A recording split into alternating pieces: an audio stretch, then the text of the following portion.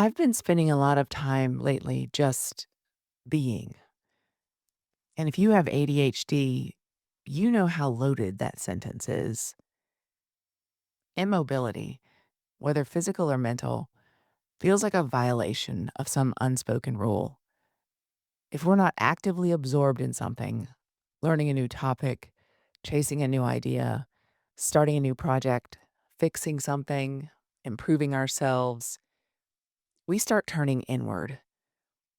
We berate ourselves for resting, for pausing, for not catching up to whatever invisible standard we've decided we're behind. Stillness feels wrong. Silence feels suspicious. Doing nothing feels irresponsible. But lately, I've been sitting with my thoughts anyway. And in that quiet, I've caught glimpses of something I've wanted more than anything else for most of my life: clarity. Not the kind that demands action, not the kind that comes with a checklist, but the clarity that arrives after you finally understand the emotional cost of living for years, decades, in a state of ADHD-related demoralization. Today, I want to talk about what's happening in my mind and body as I let that understanding settle.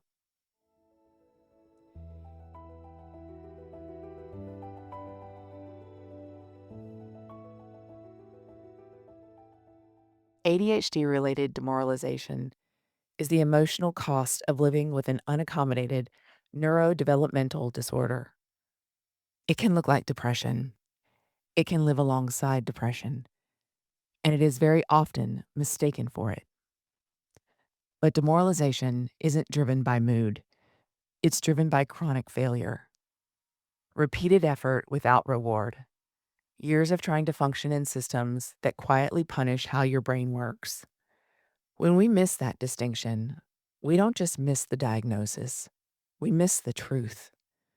And that leads to years of ineffective treatment, misplaced responsibility, and deep self blame. I was diagnosed with ADHD in my mid 40s. By that point, I had fought myself long enough.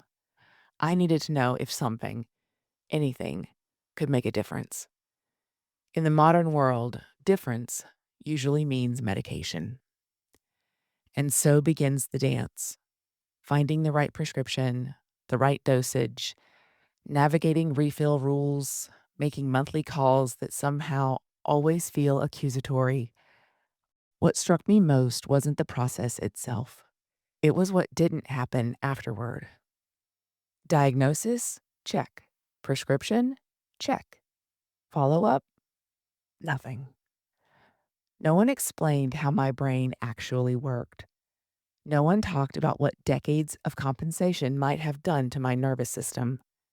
No one mentioned demoralization.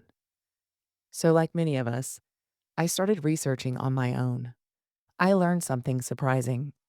The prefrontal cortex in a person with ADHD can be delayed by 2 to 5 years compared to a neurotypical brain.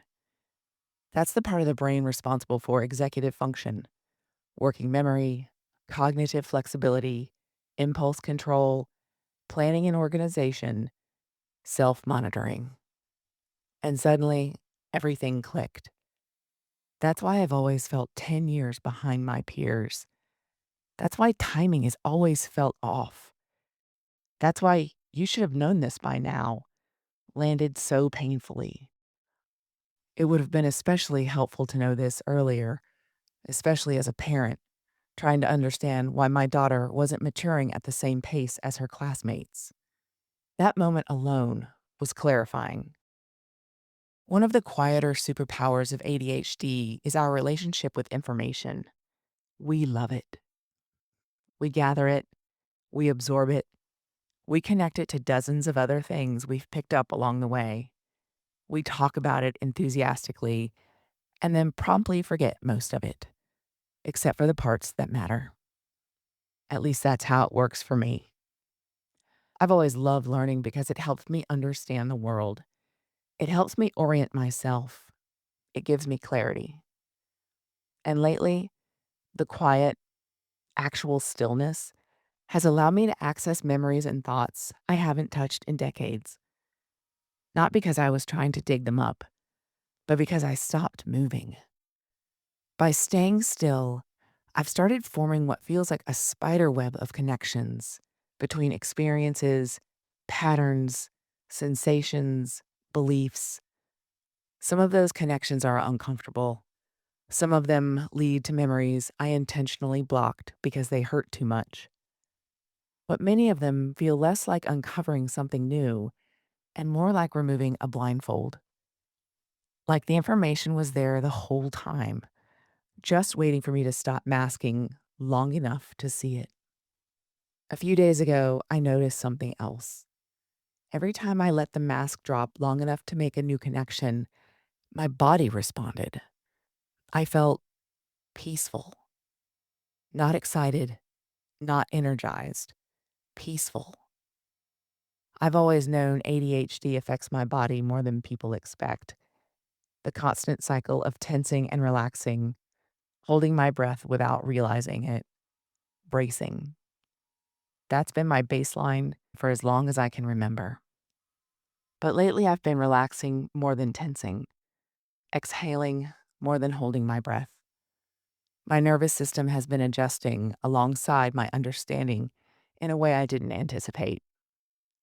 Clarity isn't just happening in my head, it's happening in my body. I think most of us have a complicated relationship with clarity. We want it because clarity means we can act. But acting requires readiness. And when you're not ready, avoidance becomes easier. Avoidance has been my primary survival strategy for most of my life. Not because I didn't care, but because clarity felt dangerous. Because knowing too much would have required me to face things I wasn't equipped to handle and make decisions that could have led to mistakes. I'm ready to take the blindfold off, not to rush forward, not to reinvent myself, but to actually see what's next. Clarity, I'm learning, doesn't demand movement. It doesn't insist on answers. It simply creates space. Space to choose more carefully. Space to stop betraying myself. Space to let discernment replace urgency. This doesn't feel like momentum yet. It feels like alignment. And for the first time, that feels like enough. I'll be back next time to talk about what clarity makes possible, not in action, but in choice. Until then, give yourself grace. You've been listening to Demoralized with Molly Kellogg-Schmauch.